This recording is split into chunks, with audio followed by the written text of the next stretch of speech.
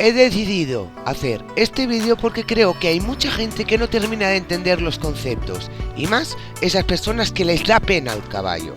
El otro día me dejaron este mensaje en este vídeo titulado "Cómo llevar el caballo redondo". A ser sinceros, me encantaría poder practicar estos ejercicios con mi caballo, aunque siento que a él le incomoda bastante, no le gusta bajar la cabeza y ni siquiera es capaz de verme sujetando una rama, ya que se pone tenso si es que me acerco a él con este tipo de objetos. Es un caballo que me vendieron hace más de un año. Al principio se notaba bien y sin ningún problema, pero con el paso del tiempo me he dado cuenta de que tiene más traumas de lo que imaginaba. Parece ser un caballo al cual han maltratado mucho. A todo esto me preguntaba si podrías hacer un vídeo con respecto a la rehabilitación de un caballo con estos tipos de traumas, o si existe algún tipo de ejercicio para hacer perder el miedo. Saludos. Más adelante ya haré un vídeo explicando cómo desensibilizar a un caballo a la vara, ya que es el único trauma que menciona. Pero este vídeo lo quiero centrar en todo lo que dice antes.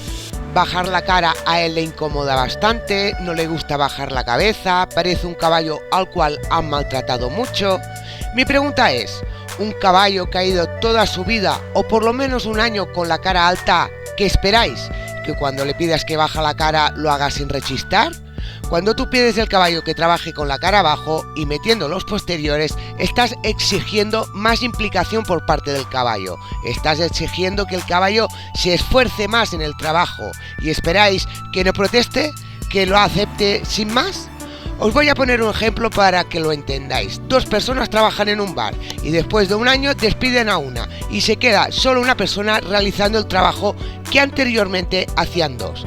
¿Vosotros creéis que esa persona trabajará a gusto, sin rechistar y sin enfadarse?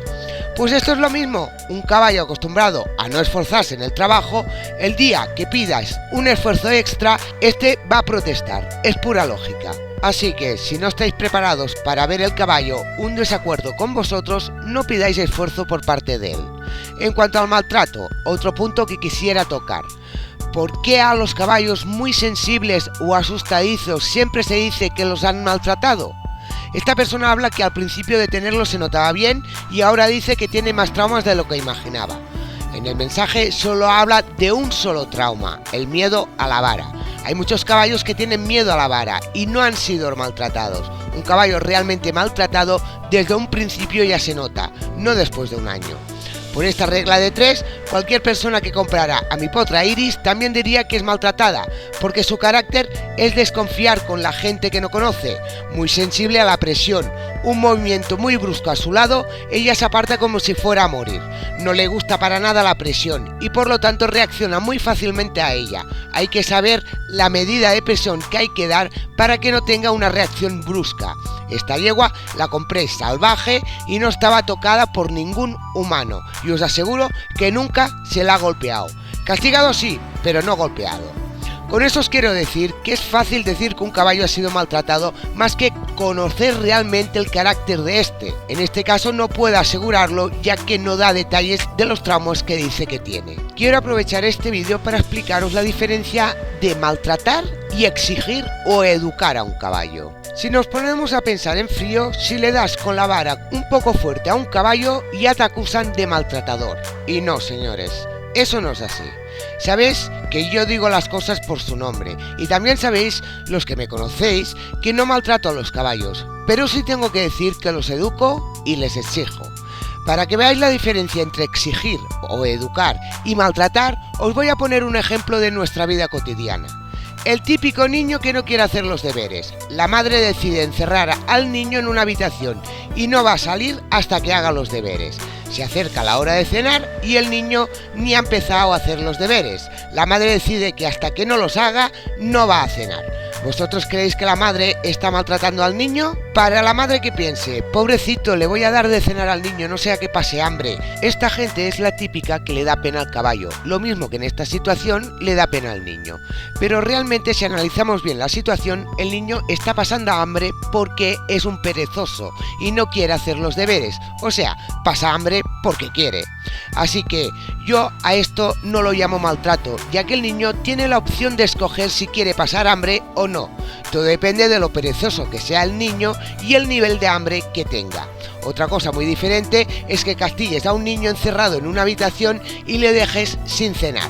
En esta ocasión, por mucha hambre que tenga el niño, no puede hacer nada para poder cenar. ¿Veis la diferencia?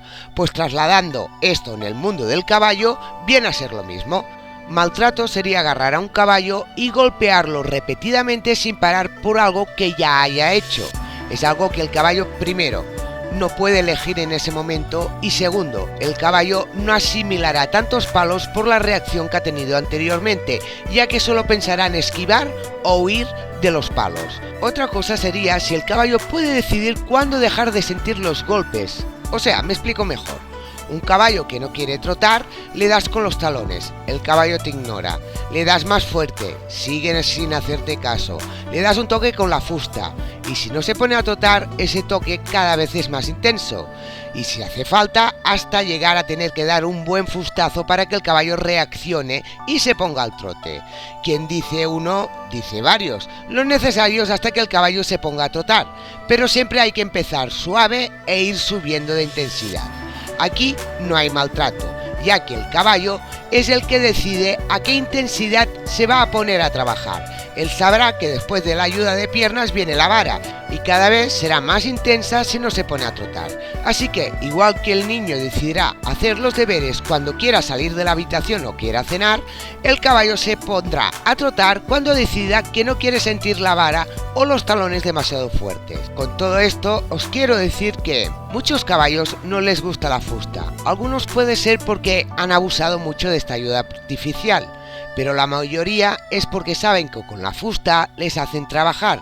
Y os voy a decir una cosa que he visto en mis años con los caballos. Los caballos que dan más problemas y suelen ser más peligrosos cuando les exiges un poco son aquellos que no les gusta trabajar, porque lucharán todo lo que puedan e inventarán todas las mañas imaginables para no trabajar. Esos caballos necesitan jinetes expertos para no dejarles pasar ni una y no aprendan a inculcar el miedo al jinete. Así que si tu intención es subirte encima de un caballo, uno que sea perezoso te va a ir bien y no te va a dar apenas problemas. Si al contrario tu intención es montar a caballo, tienes que tener en cuenta que los caballos perezosos no les gusta nada esforzarse, y en cuanto exijas un poco, probablemente te ponga a prueba. En ese momento dependerá de tu reacción y de cómo soluciones el conflicto para que el caballo decida esforzarse o, por lo contrario, intentar acobardarte para que dejes de exigirle.